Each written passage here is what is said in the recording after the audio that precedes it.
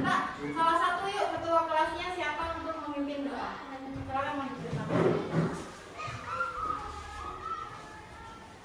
Siap, Kak? Siap. Sebelum kita belajar, mari kita berdoa. Doa dimulai. Bismillahirrahmanirrahim. Alhamdulillahirabbil alamin. Ar-Rahmanirrahim. Maliki yaumiddin. Iyyaka na'budu wa iyyaka nasta'in. Ihdinas siratal mustaqim. Siratal ladzina an'amta 'alaihim ghairil maghdubi 'alaihim waladdallin. Amin. Beri salam. Assalamualaikum warahmatullahi wabarakatuh. Waalaikumsalam warahmatullahi wabarakatuh. Selamat pagi, Bu. Pagi, silakan. Yuk sebelum kita belajar, kita akan konsentrasi dulu. Kalian masih ingat kalau tepuk siang seperti apa?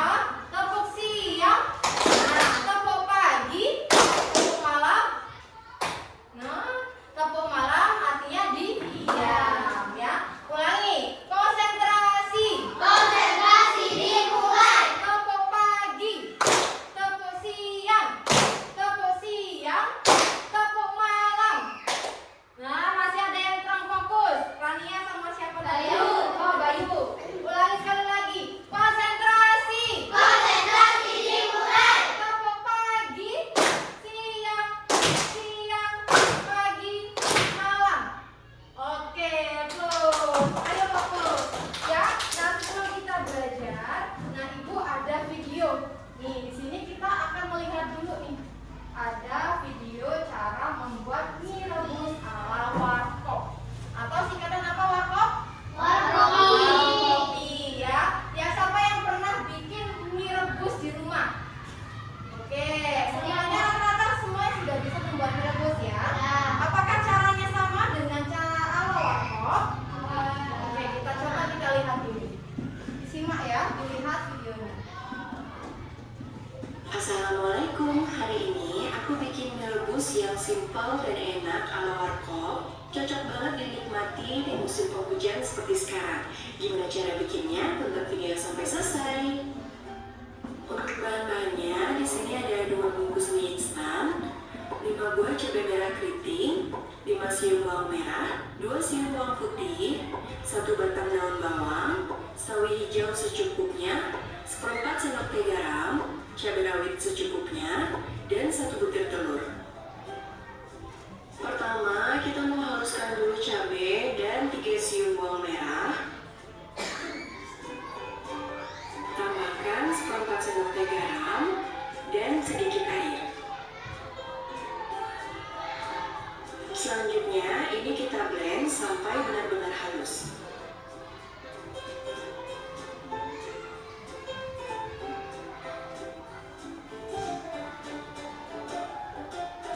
Kalau udah halus, matikan blendernya dan ini disisihkan dulu.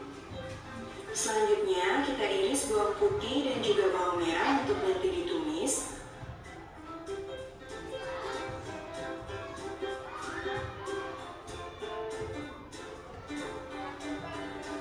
Terus daun bawangnya dipotong kecil-kecil seperti ini.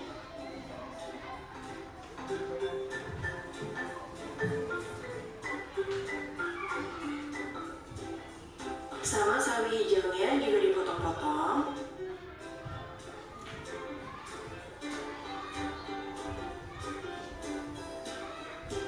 Kalau udah semua, selanjutnya ini kita sisihkan dulu. Udah gitu, panaskan minyak untuk menumis bawang dan juga cabai yang udah dihaluskan tadi.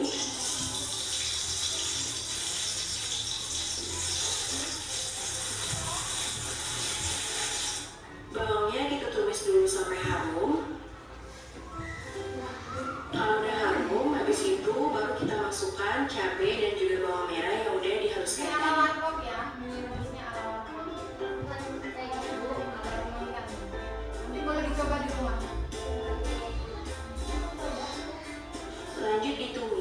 cabenya harum. Pasti beda rasanya. Gimana? Enak itu kayak. Kalau cabenya udah harum, selanjutnya boleh kita tambahkan air secukupnya. Takaran airnya dikira-kira aja ya untuk 2 porsi mie instan. Terus kita masukkan cabai rawit, sama masukin juga semua bumbu mie instannya.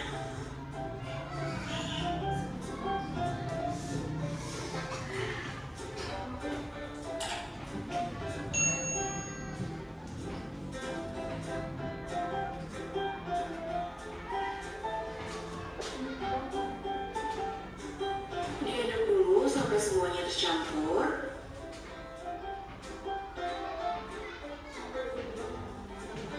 Kalau kuahnya udah mendidih seperti ini, baru kita masukkan 1 butir telur. Nah, ini apinya dikecilkan aja ya. Selanjutnya kita mau masukkan mie instannya.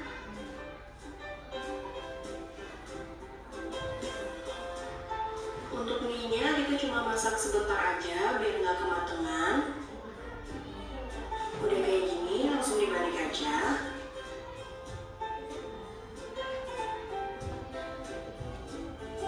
Dimasak sebentar lagi.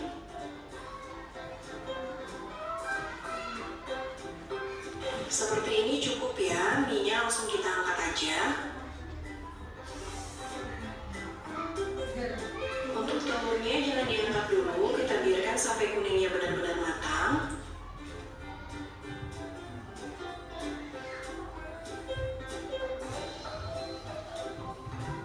Selanjutnya masukkan sawi hijau dan juga daun bawang dan kita masak sekitar 2-3 menit.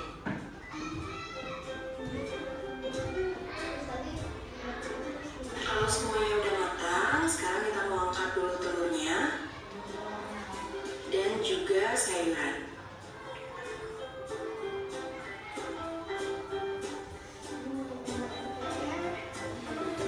Coba ya. Terus kita tuang kuahnya.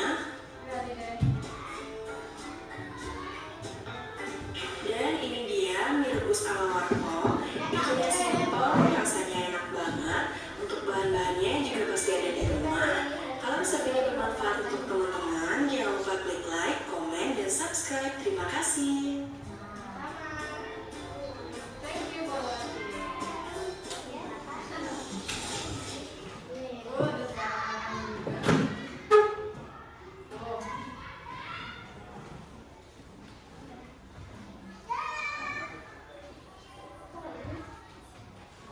Nah, sekarang ibu tanya nih. Coba tadi dari langkah gimana cara kita membuat mie rebus. Pertama apa yang kita siapkan dulu kalau membuat mie rebus? Cabai, boleh. Bawang merah. Bawang putih. Sawi. Daun bawang. Terus gimana cara kita tahapannya? Tahapannya seperti apa?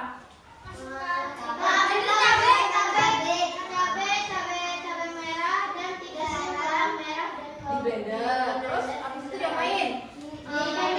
Tumis. Habis itu bawang merah, bawang putihnya tapi belum. Oh iya. Iris-iris sama daun bawang sama sawi. Ditumis, kemudian dikasih air. Setelah itu mie dulu apa telur dulu?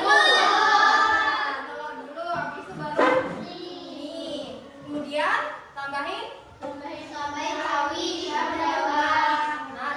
dia daun bawangnya kapan terakhir. Mie-nya diangkat dulu, masukin ke dalam mangkok, jadi nggak usah terlalu mateng. Baru tunggu dulu telur sama dicampur sayuran tadi. Tuh, gimana? Di sini kita bisa lihat. Oh, jadi membuat mie rebus itu ternyata ada tahapannya. Coba kalau kita melakukan sesuatu tindakan tidak ada tahapan. Tuh, misalnya masak mie nggak pakai tahapan. Mie-nya dulu langsung pakai wajan. Apakah mateng?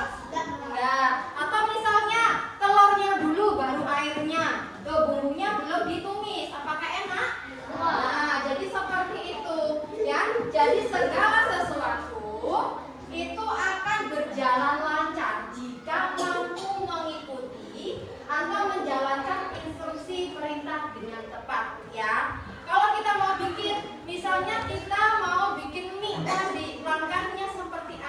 tumis dulu bumbunya, masukkan air, masukkan minyak, masukkan telur ya sama sayuran. Coba kalau kita memasaknya masukkan mie dulu ke dalam wajannya. Apakah jadi malah yang ada gosong atau malah rasanya jadi aneh karena bawangnya belum ditumis, masih bentuk bulat-bulat. Jadi segala sesuatu pasti akan berjalan lancar jika kita mengikuti perintah atau instruksi. Nah, ini bertepatan dengan mata pelajaran kita ya. Coba sampai sini. Tadi kan ibu yang tanya kalian, sekarang ibu gantian kalian yang mau tanya. Boleh? Ada yang mau tanya? Silakan.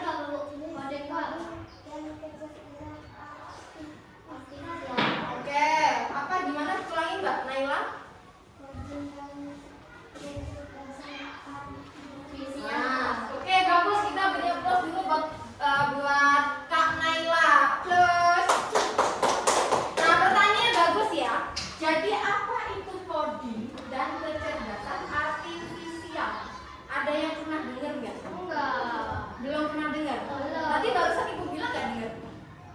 Nah, apa itu coding? Pernah dengar kan? Coding.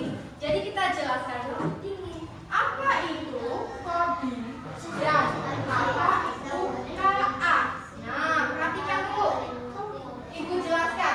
Coding artinya proses menulis instruksi atau memberi perintah agar dimengerti oleh komputer.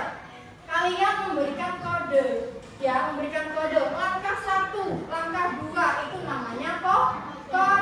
Kalau orang yang melakukan langkah namanya coding, perintah. Nah, nanti kita akan belajar tentang memberikan perintah. Coding itu ada yang coding secara komputer, ada yang coding secara tidak menggunakan internet, ya. Ada yang menggunakan internet, nanti kita belajar. Dan ada yang tidak menggunakan internet. Jadi kitanya sendiri nih yang menjalankan codingnya. Nah, kemudian KA, kecerdasan artifisial, atau yang disebut kecerdasan buatan atau sering kita sebut AI. Nah, di mana kalian pernah dengar kata AI? TikTok. Oke, mana lagi? WhatsApp, mana lagi? Pernah dengar nggak kata AI? Iya, Play Store boleh, YouTube iya. Jadi AI itu sama dengan kecerdasan artifisial, tapi bahasa Inggrisnya intelligent artificial intelligence atau kita sebutnya AI. Kalau kita orang Indonesia kita bilangnya KA. Ya, kita lanjut. Kita lanjut dulu nih. Nanti ada kuisnya dan ada permainan yang seru ya tentang coding dan KA. Terus kenapa sih kita harus belajar mengenai coding dan KA? Nah, kira-kira kenapa? Agar nanti kalian bisa menerapkan prinsip berpikir komputasional untuk menghadapi tantangan di era digital. Tuh, seperti apa? Berpikir komputasional berarti kita berpikir seolah-olah kita seperti komputer. Ada tata caranya tadi, ada tahapannya. Ya, seperti ibu membuat slide, ya, membuat PPT, membuat video itu ada tahapannya. Apakah langsung materinya dimasukkan? Tidak, ada tahapannya. Ya, caranya seperti apa? Nah, kita akan belajar tentang berpikir komputasional atau berpikir secara komputer. Kita lanjut lagi. Apa aja sih tujuan pembelajarannya? Sebelum kita masuk pembelajaran lagi, kita akan belajar dulu tujuannya. Pertama, kalian nanti akan bisa menerapkan prinsip berpikir dekomposisi atau algoritmik untuk menyusun berupa instruksi yang logis dan sistematis. Yang kedua, peserta didik mampu mengevaluasi kebenaran berupa instruksi yang dibuatnya dan melakukan perbaikan atau debugging. Ya, jadi nanti kalian akan belajar menerapkan prinsip dekomposisi. Apa itu Bu prinsip dekomposisi? Setelah kita jelaskan ya. Apa itu algoritma? Pernah dengar algoritma? Enggak? Kalian misalnya buka TikTok, kalian bukanya misalnya tentang artis Korea, nanti munculnya Korea terus. Pernah nggak menyadari?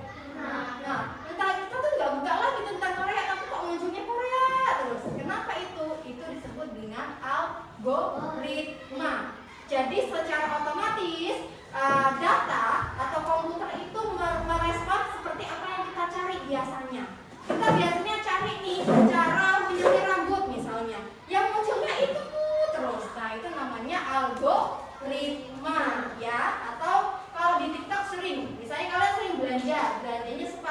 keluarnya sepatu terus nanti lama-lama, ya. Jadi itu apa namanya?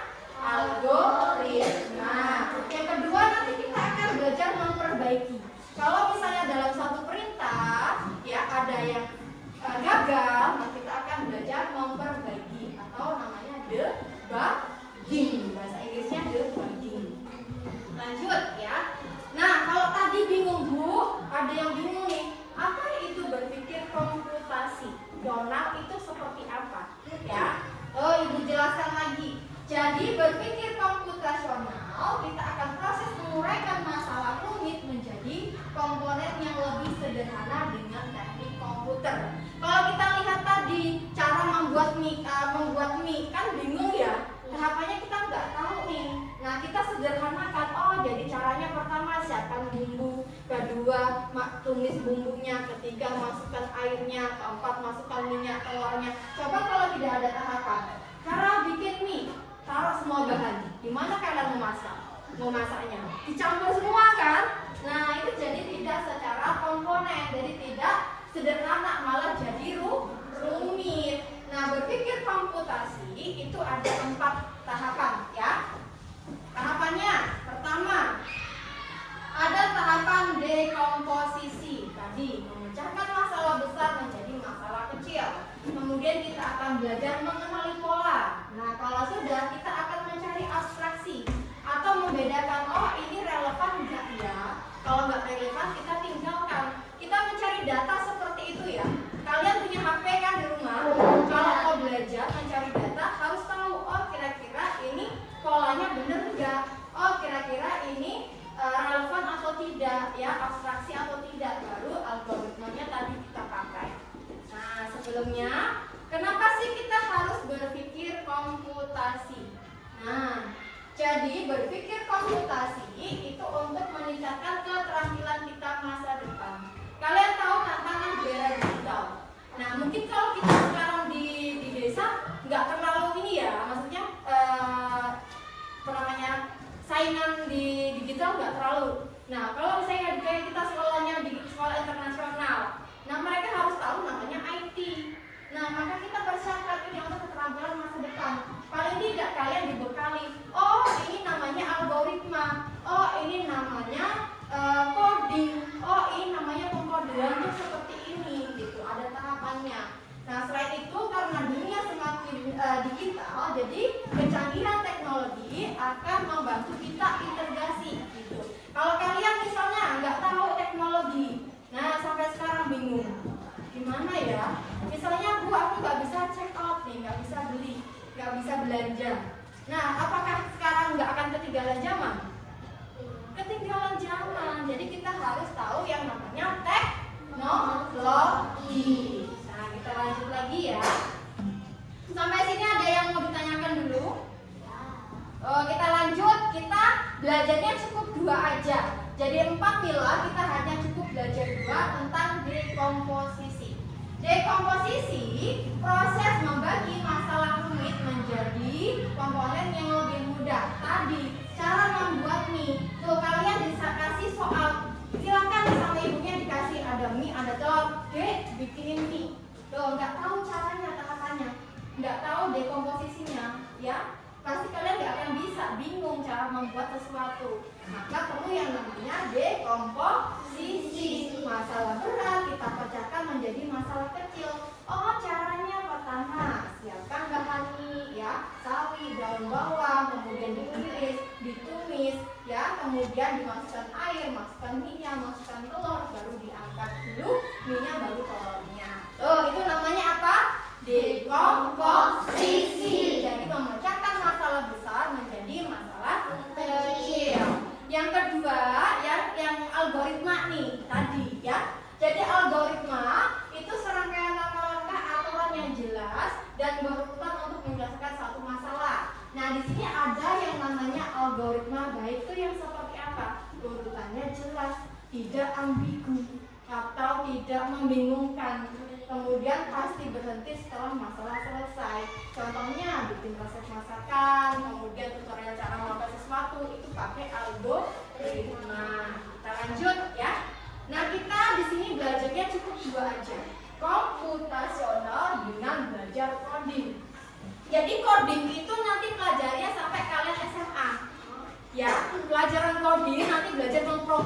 itu di SMA. Kalau SD belajarnya cukup mengenal dasar aja, dasar coding. Nanti kalian masuk SMP nggak akan bingung. Kalian udah tahu nih, udah ibu bekali apa itu coding.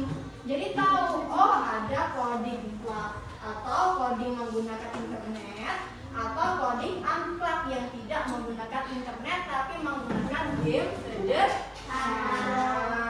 Ya, lanjut dulu, kita selesaikan materi dulu ya. Nah, sekarang ada yang mau coba nggak ke depan? Kita akan belajar bermain coding menggunakan internet. Yuk, silakan. Maju sini. Sini, Van. Boleh.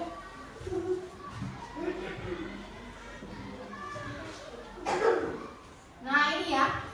Nanti nggak cuma Avan aja, yang lainnya kalau mau coba boleh.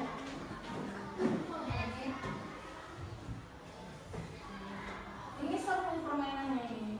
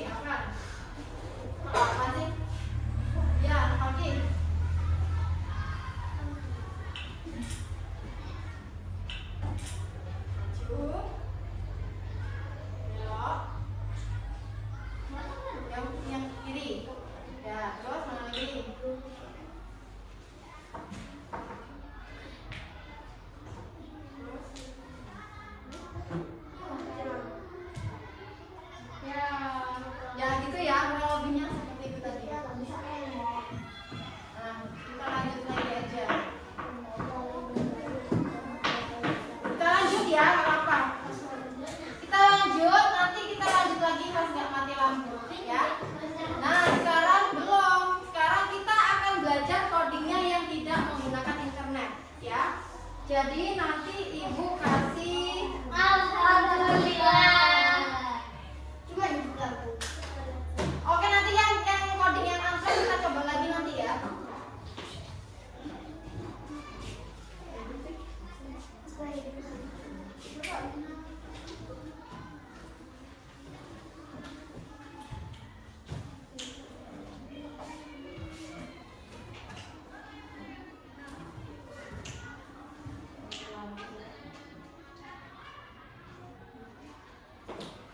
Intinya coding seperti itu tadi ya. Jadi menjalankan suatu perintah, kita memberikan perintah dengan kode.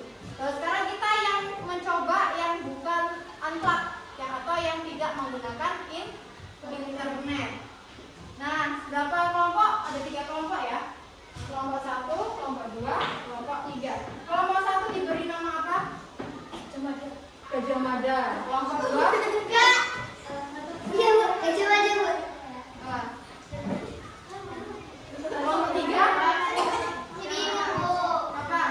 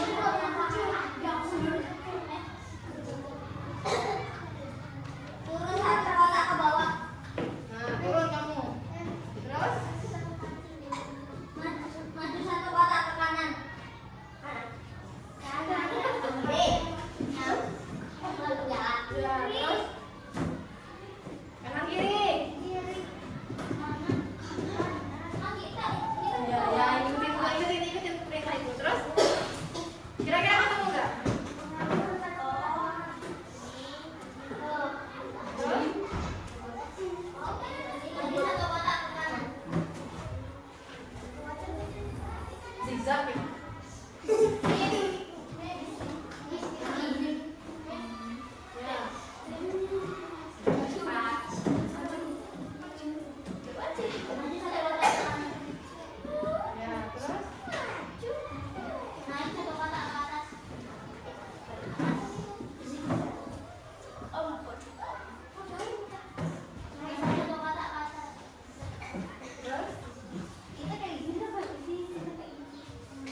Nanti saya kotak ke